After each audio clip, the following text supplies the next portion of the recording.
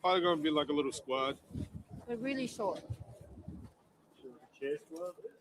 Yeah, a cheer squad. No, the briefing it will be really short. It's really a briefing.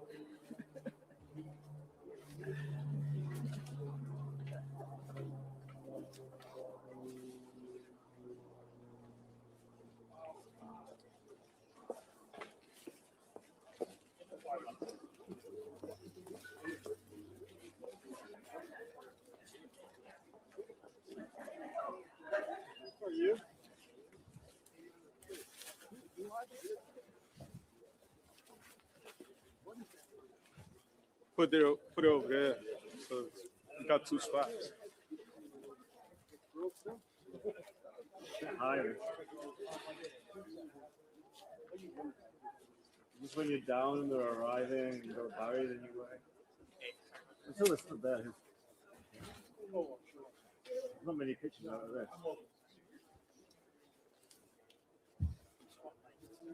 I'm wondering if you're already.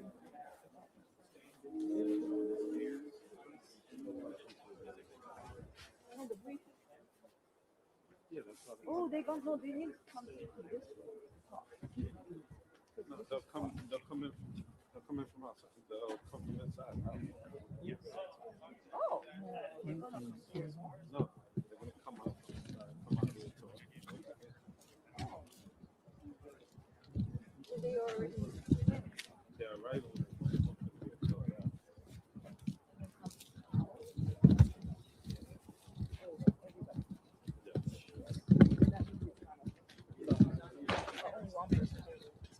Yeah.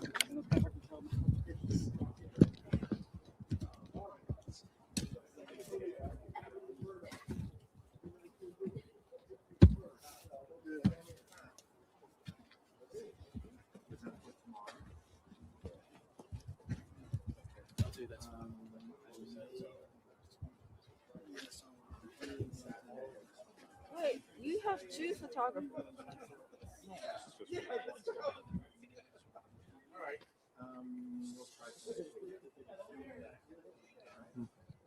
Yeah, I would say. I just don't want to close out too early because staff is still coming up. Yeah, either way up here. Yeah. I'll be right now. What? Hey guys, who's the pool photographer from CNN?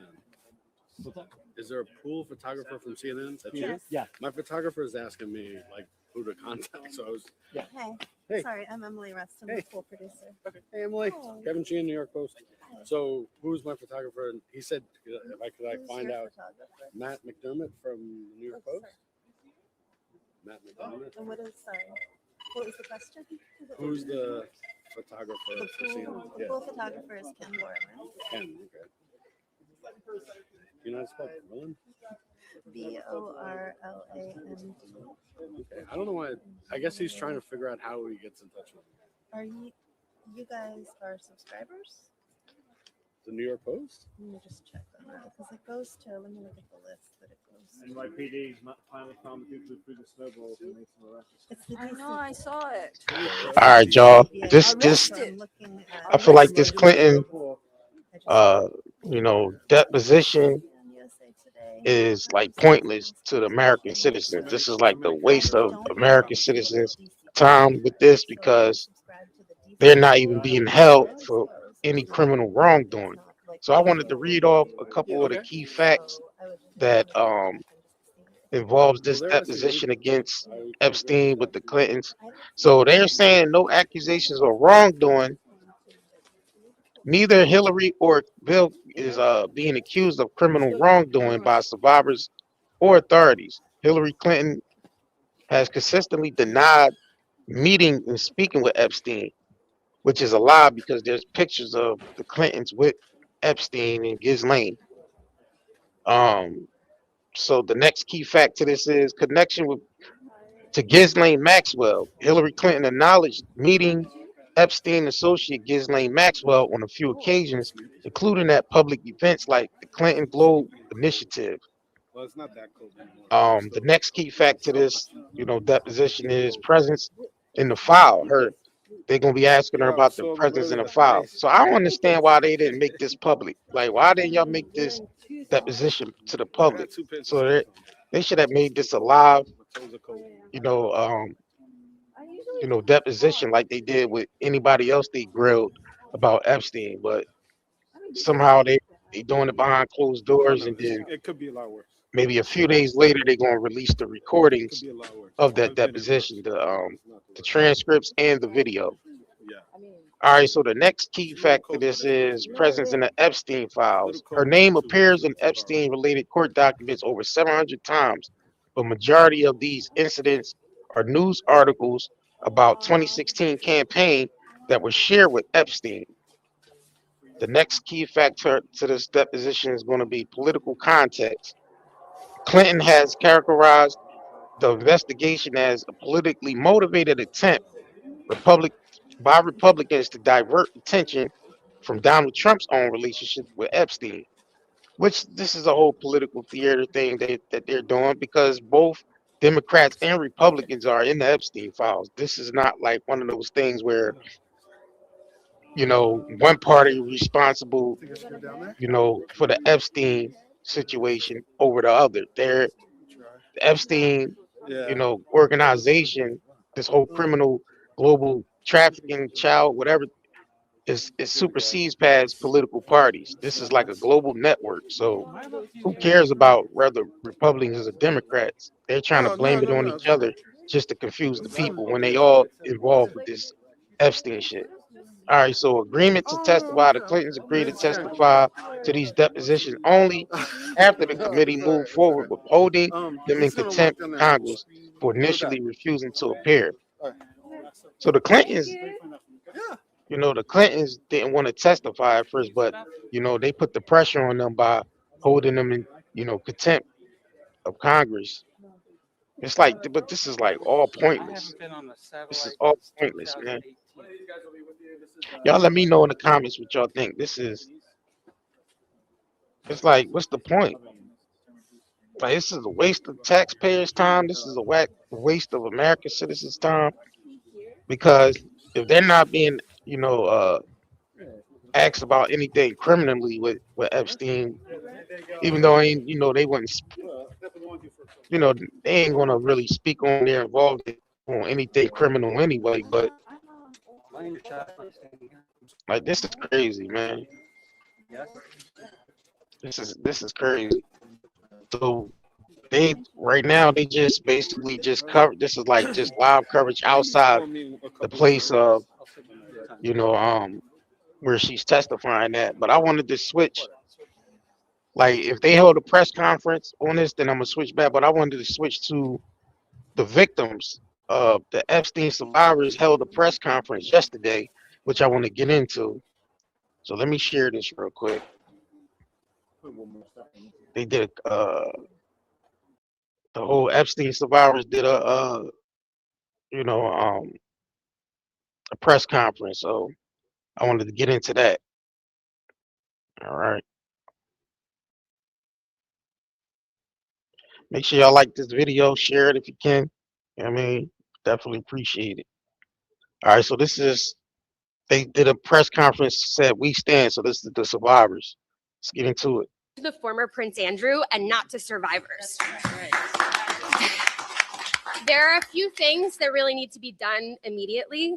First is the release of all of the files, which we know. Next is to hold accountable those who continuously exploit. And the third is to pass Virginia's This is a bill. closed We need to testimony, pass but Virginia's bill because justice should never, ever expire. Release the damn files. Well done, Danny.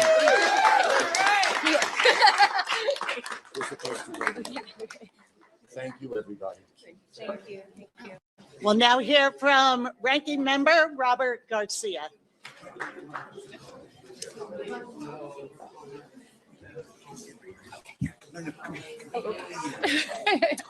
Hey, everyone. I'm going to just make a few comments, and I just wanted to start by saying that it is always an honor and to just be here with the courage of Annie. For those that don't know, Annie Farmer and her story and the story of her family, we are always in awe of you. and of everything that you and your family have gone through. I just want to know that we love you and we support you always. I also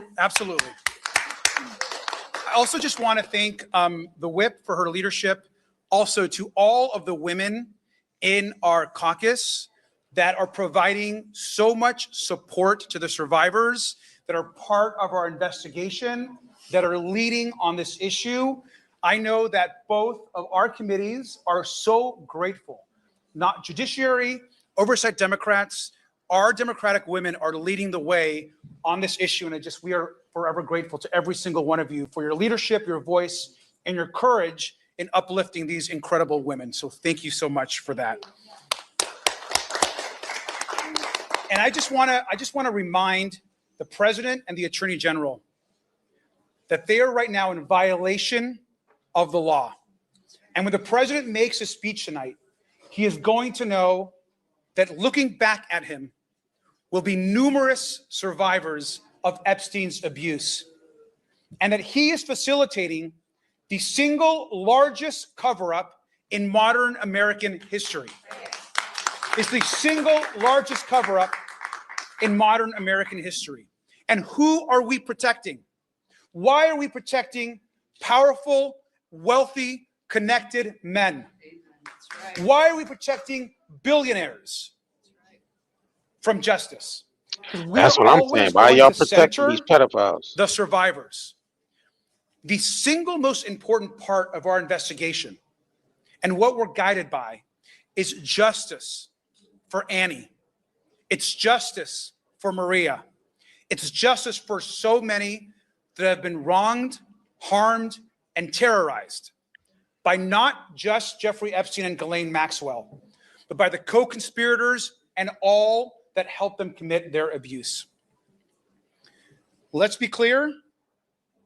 Over 50% of the files have still not been released to the public. And we know as early as just today and yesterday, there are numerous files that we have confirmed that are missing from the DOJ that we know exist, including accusations and serious accusations, not just against the president, but against others. It's time to release the files. It's time to center their survivors. And the president should know that even though he wants to call this a hoax, that our investigation is just getting started.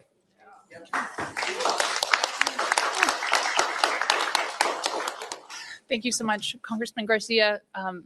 Your leadership has meant so much to myself and to so many of us.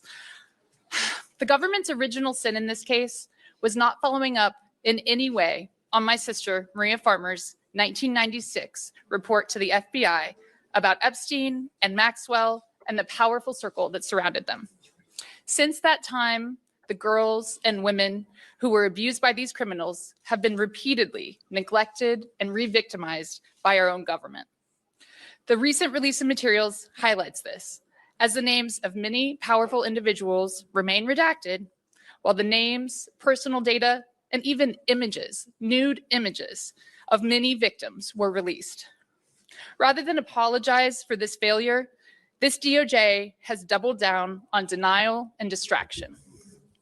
We are tired of the games. When those we elect to office misuse their positions, it harms us all. We are here to remind our elected leaders and other Americans that there is always a choice. You can sit by and watch the abuse of power, as so many wealthy, educated, connected individuals did in the Epstein case. Or you can do the right thing, the courageous thing. You can speak out the way my sister Maria Farmer did because of her concern for her younger sisters. You can speak out the way Virginia Roberts Giuffre did after she looked down and saw her daughter and knew she deserved safety and protection. I know that courage is contagious because these women inspired me to find my voice. And the more I have used it, the more I have heard from others who are speaking out about their own experiences of abuse and standing with us in demanding true transparency, the whole truth that survivors and the American people deserve. Thank you. Now we'll hear from Rep. Maxine Dexter.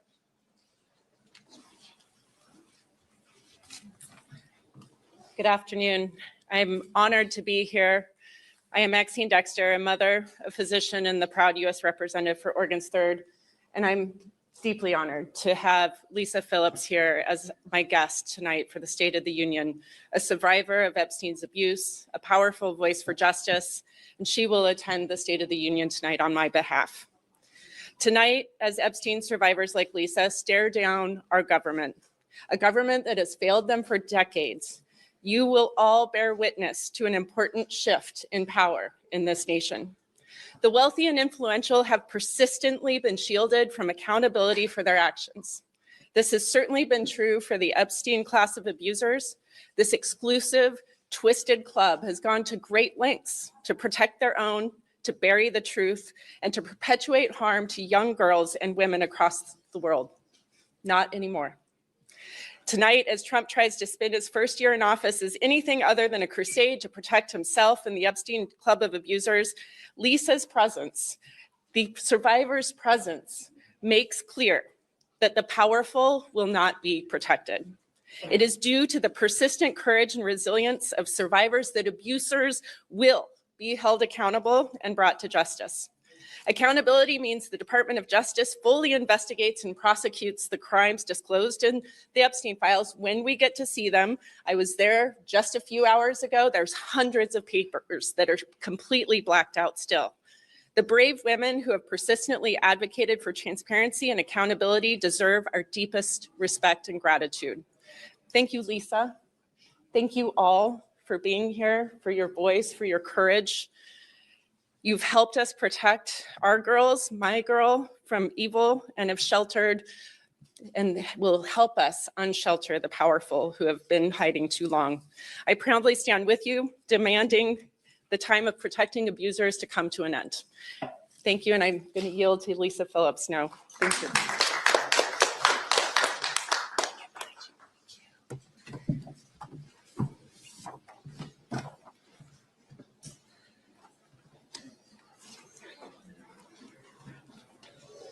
Good afternoon. I'm Lisa Phillips, and I'm a survivor of Jeffrey Epstein and his world. I want to thank Congresswoman Dexter of Oregon for inviting me to be here today. It's such an honor. I always get emotional because every time I look at my survivor sisters behind me, I am reminded that they represent at least 200 victims. I don't want you guys to forget that. So when I stand here, I do not stand alone. I represent hundreds of faceless and nameless survivors. Some I have had the honor of knowing and supporting over the last few years, young women and girls who were never given a voice. My survivor sisters and I have come to Capitol Hill many times this past year, as you know, and we will keep coming back again and again until all the Epstein files have been released, because accountability is impossible without full transparency. Those of us who lived through the horrors of the Epstein world have always known this was never just a story about one powerful man. It was never just a crisis of wealth and privilege in America. It is and always has been a global crisis of corruption. We are only beginning to understand the depth and breadth of it, and the question remains, how many more powerful figures on the international stage will be named when the remaining files are released? The world deserves to know. That is why it has been an honor to recently speak with elected officials in several European nations, urging each country to launch independent investigations into every single person of power named in these files. Every person named. Some may have committed no crimes. Some may have. But every person connected to wrongdoing in Epstein's world in any nation must be investigated and, if appropriate, held accountable. Every single one. We're not going away. We're not fading into silence. Thank you. Laura Bloom. Thank you. Hi, my name is Laura Bloom McGee. My remarks are very short because my survivor sisters have said a lot.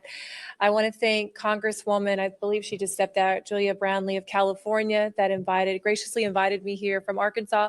I have not heard from any of our leaders from Arkansas. So thank you, Congresswoman Brownlee. Speaking out about sex trafficking saves lives. Being here with my sisters has helped save mine. This has never been about politics. It's about little girls and young women who have and continue to be exploited by the powerful. Justice should be non-negotiable. Transparency should be non-negotiable. Integrity should be non-negotiable. No one should escape accountability. We will continue fighting for independent investigations and prosecutions as the evidence warrants. We will not be silenced. Thank you. Melanie and Representative Andrea Romero. Melanie, Representative Melanie Stansbury, my hermana from New Mexico. Yes. All right. Whew. All right. Well, good afternoon, everyone. I'm Congresswoman Melanie Stansbury from New Mexico's 1st Congressional District, and I am so deeply honored to introduce to you the original co-sponsor of the Epstein Files Truth Commission in the state of New Mexico, Andrea Romero, the State House Representative. I want to share a few thoughts today as we prepare to enter the chamber tonight to face Donald Trump and to demand justice for not only the survivors standing behind us, but all survivors who have been failed by the U.S. Department of Justice in prosecuting crimes against children and women and boys and people who have been exploited for decades. We are gathered here today to fight for one thing: justice and accountability, and we will not be silenced. We will not move on. And that is why I am grateful to be joined by my guest who will talk about the work that we are doing in New Mexico. But tonight matters more than ever because survivors deserve to be seen, they deserve to be heard, and their presence matters more than ever as the world's eyes are upon us. Because let me remind you that every survivor who is here who raised their hand a couple of weeks ago during Pam Bondi's hearing knows that they have been failed by this administration and many administrations in getting the justice that they so rightly deserve. We refuse to let the powerful hide behind money, power, and influence. And we refuse to remain silent about Donald Trump's hiding about the truth of his own individual investigation. These are the files that the FBI has removed from their public Department of Justice database. The yellow files here are the files that President Trump is hiding. The yellow files here are investigations with a woman who was abused as a minor and who alleged that Donald Trump was her abuser. These are the files that they are hiding among many millions of more. But I want to just close things out by sharing with you the words of perhaps one of the most important people who cannot be here today, and that is Virginia Giuffre. So let me read you just the closing passage from her book. If you've read this far, I hope my story has moved you to seek ways to free yourself from a bad situation, say to stand up for someone else in need, or to simply reframe how you judge victims of sexual abuse. Each one of us can make a positive change. I truly believe that. I hope for a world in which predators are punished, not protected. Victims are treated with compassion, not shamed. And powerful people face the same consequences as anyone else. I yearn too for a world in which perpetrators face more shame than their victims do, and where anyone who's been trafficked can confront their abusers when they're ready, no matter how much time has passed. She then goes on to say, we don't live in this world yet, but tonight we're here to stand with the survivors to say that we do. And with that, I would like to introduce our amazing State House Representative, Andrea Romero. Good afternoon, everyone. Again, I'm House State Representative Andrea Romero from the District of Santa Fe, and I am the chair of the Epstein Truth Commission. I am honored to stand alongside these courageous survivors today, and I want them to know New Mexico sees you, New Mexico believes you, and New Mexico is taking action. Last week, our New Mexico House voted unanimously to create a Truth Commission, a bipartisan group of state legislators committed to investigate Jeffrey Epstein's crimes in New Mexico, find out what happened at Zorro Ranch, and hold perpetrators and enablers accountable. If merited, we'll turn these files into trials. Yes. Our commission will pull together the full story of what happened in our state. We will determine whether local and state officers appropriately responded when survivors came forward. We will use our subpoena power to compel witnesses to share what they know. And we will create a safe, survivor-centered space for victims to be finally heard. We are already working. We held our first meeting the morning after the commission was approved because we will no longer wait for the answers we should have had years ago. This is about the truth. This is about accountability. This is about making sure that no child, no vulnerable person ever has to go through what the survivors standing here today have endured. New Mexico is stepping up for the survivors, for our communities, and for every future generation that deserves to grow up safe. I want to thank you all and thank you for this opportunity. So the last survivor that we will hear from tonight, and I want to reemphasize the point that was made earlier, that each one of these survivors who has come to speak today, each one of the family members who has come to share their tears with us today represents hundreds. Represents hundreds. Think about that. Think about the number of girls and women who were abused over the decades. And one of those women is Liz Stein. And I want to thank Mary Gay Scanlon because she is the guest of both me and Mary Gay Scanlon. And she has taken the pain that she endured and turned it into advocacy as she continues to work with survivors and against trafficking.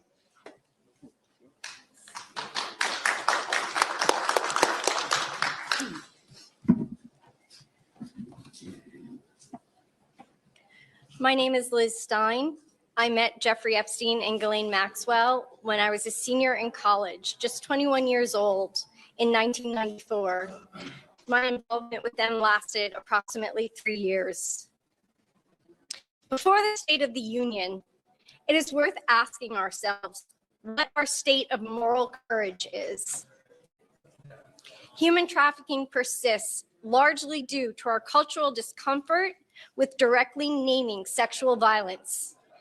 Talking about sexual assault not only makes us uncomfortable, it exposes failure. It reveals where power has been protected at the expense of the vulnerable. It forces us to confront who is protected in this country and who is not. The crimes of Jeffrey Epstein were not committed in isolation. They were enabled by social, financial, political systems that look the other way. Survivors have been telling the truth for decades, since Maria Farmer first came forward in 1996. The late Virginia Giuffre endured public scrutiny and character assassination, but the release of the files confirmed that what she was saying all along was the truth. For more than 30 years, survivors have pushed, fought, testified, and organized to bring attention to the crimes of Epstein and his associates. Trauma does not operate on a legislative timeline. Justice delayed by law is justice denied by design. Around the world, investigations have reached the powerful, but our Department of Justice and this administration have handled the release of information in a way that leaves survivors and the public asking why the United States appears reluctant to lead on accountability in a case that happened largely on our soil. The world is watching. Survivors are watching. And it is embarrassing that we are not setting the standard. Courage is contagious, but so is impunity. We the people was never meant to mean we the powerful. Accountability is not vengeance. It is fidelity to the rule of law, which is the baseline requirement of a functioning democracy. History will not remember how carefully we avoided discomfort. It will remember whether we demanded the truth. Thank you.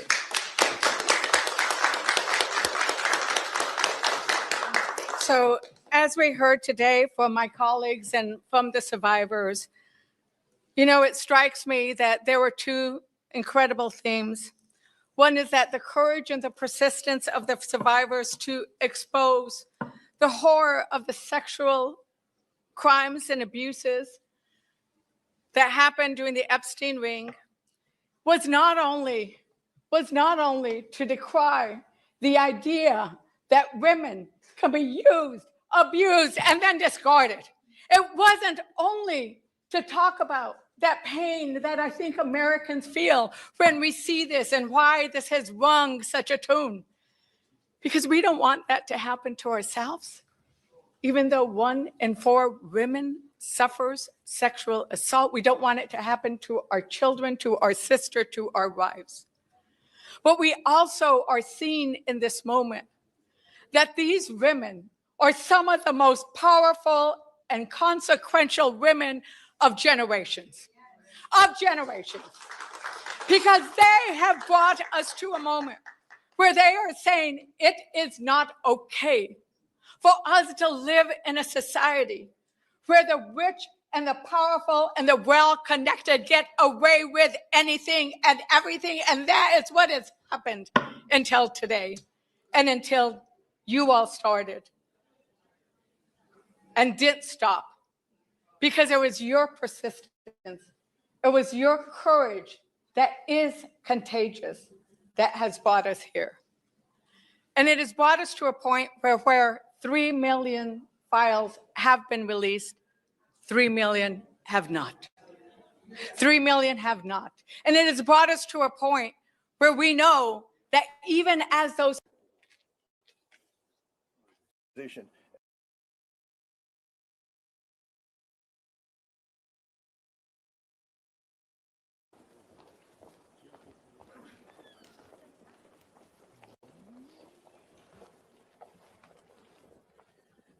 I want to thank everyone for being here today. Just want to go back on the timeline of how we got here. Several months ago, during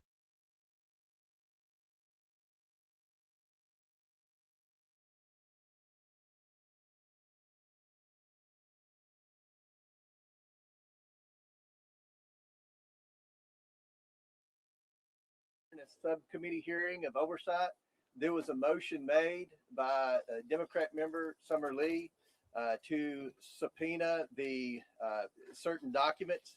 Then the motion was amended by Scott Perry to include subpoenas for various names. I think there were 8 names originally, including Bill and Hillary Clinton.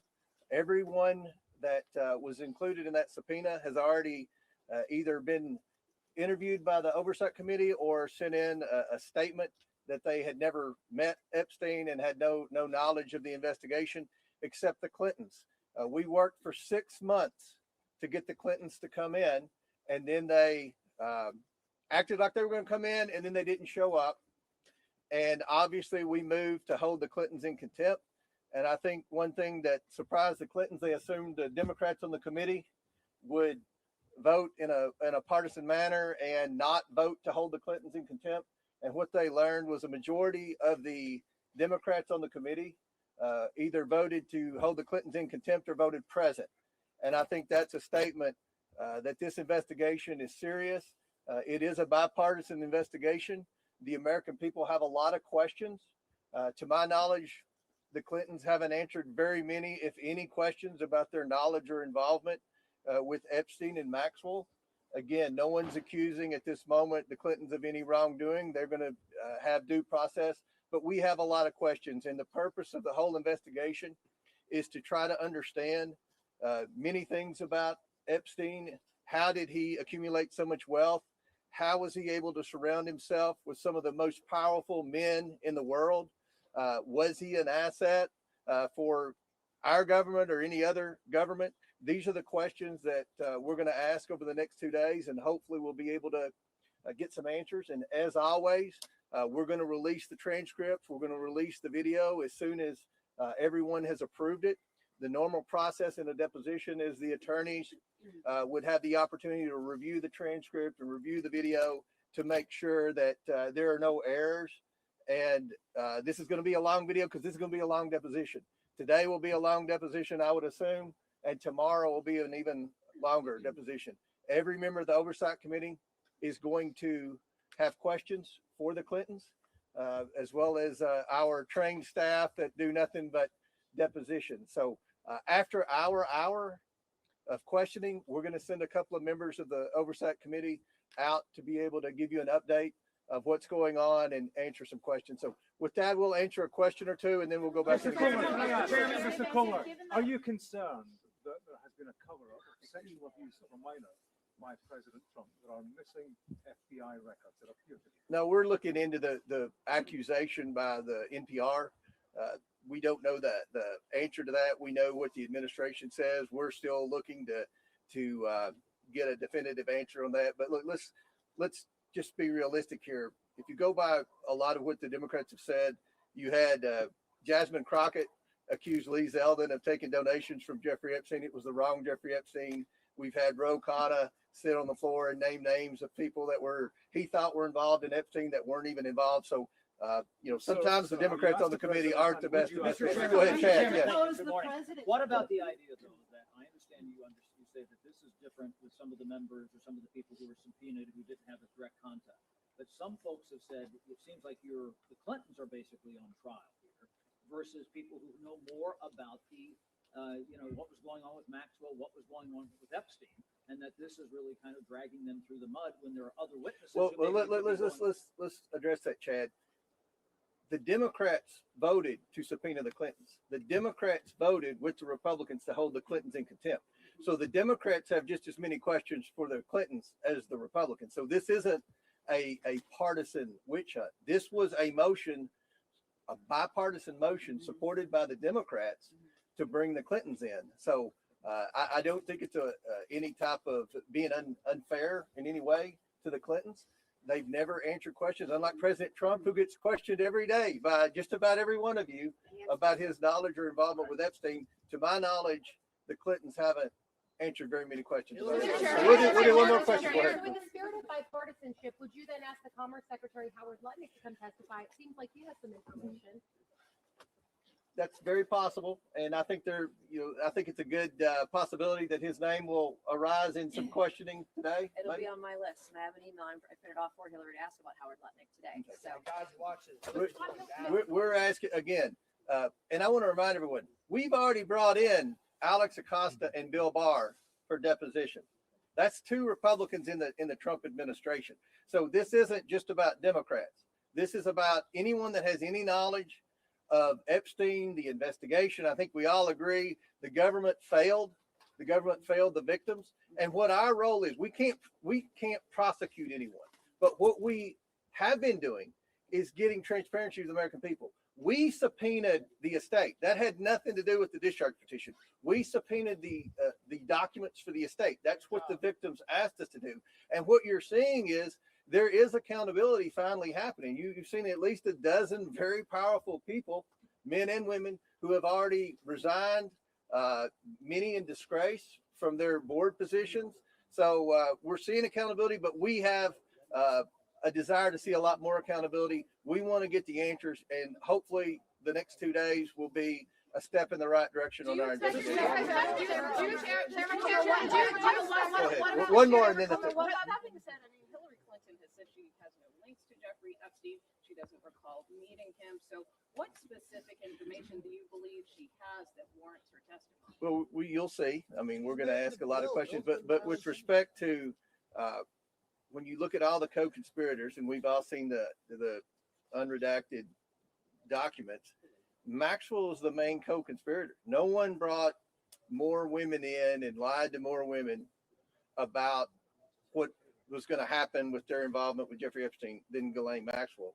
We know that obviously Maxwell was a guest at Chelsea Clinton's wedding. There weren't many people that went to that wedding. So again, we're not accusing Hillary Clinton of wrongdoing. We know that Jeffrey Epstein said many times in emails that he was the first person to raise money for the Clinton Initiative, the Clinton Foundation, that he solicited money at some of his properties for the Clinton Foundation. Again, that's not saying anything's illegal, but there are a lot of questions pertaining to Secretary Clinton with respect to Epstein and his involvement in the Clinton Initiative and her relationship with Ghislaine Maxwell. So we'll come out every hour when we get finished, and different members will update you and answer any questions. Thank you all. Why were the Clintons forced to go to Washington and taxpayers spent all the way there? Thank you. Made it seem like Hillary's freaking here. I didn't see it.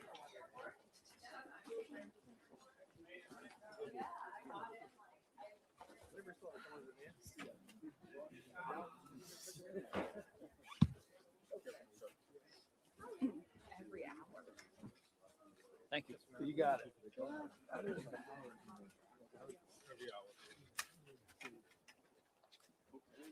Sorry about the cable.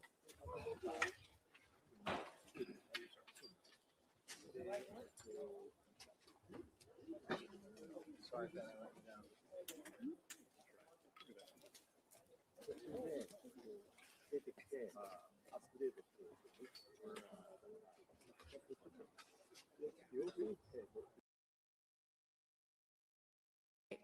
They cannot sue civilly. So that is why Virginia's law is so important. It is important that we pass Virginia's law because the abusers should not have time as one of their weapons. And right now they do. Because right now the statute of limitations is 10 years. And what can you do in 10 years? You are simply recovering from the trauma that you have gone through. And so that is why we are hoping that everybody, and that it is a bipartisan effort to pass Virginia's law, not only to honor your sister and your sister, but to honor all the women and men and boys and girls that get abused. Because what the Epstein survivors have taught us, and what this moment is about, is that we matter. That we matter. That people who are not powerful matter. That, as Liz said, we the people is not we the powerful. That we the people in this moment is what this Constitution was made for. This Constitution that we are celebrating was made for this moment, where we will say no. It is not okay to always favor the rich and powerful and well-connected, but it is important that we stand up for those who are scared and vulnerable and weakened and preyed upon. Whether that is because you're hungry or you need healthcare or you need protection or you need somebody to be investigated criminally, which I think we need to have a whole lot more of that happening. And with that, I just want to thank the Epstein survivors and tell you that our hearts are with you. Our votes are with you. And we will always be with you. As chair of the Democratic Women's Caucus, I thank you for coming today. And we have a little bit of time. I don't know how much time we have before. We don't have any time, but because we have to go vote. So is that right? We're all going to just go vote. Votes have been called. So thank you so very much.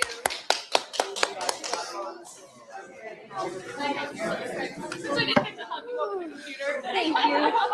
Thank you. Thank you. Thank you. You're always so supportive. Your nail looks great, and I always love your style. It's such a Spanish Brazilian style. It's such a Eu falava português, mas há muito tempo não, e quando acorda, agora carnaval. Acorda, dorme, wake up, go to sleep. But you know, right now it's carnival. Oh, no, it's over carnival, isn't it? No, we're still party. Yeah, see, you're definitely like the whole Catholic thing. It's like, we're done. Everything's closed for a month. It's crazy. Yeah, it is. Good. Thank you. Thank you for your powerful Well, no, that's not at all. We are simply carrying out, like Virginia law, just us carrying out. You're making it easier for us to speak. I just went public in November. That was the first time I've ever spoken publicly.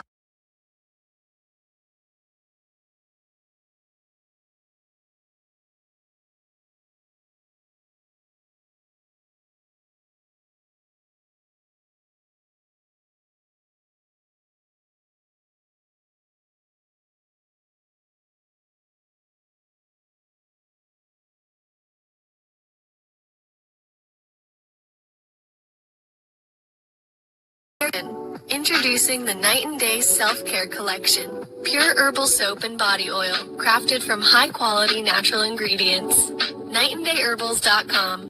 Self-care starts here.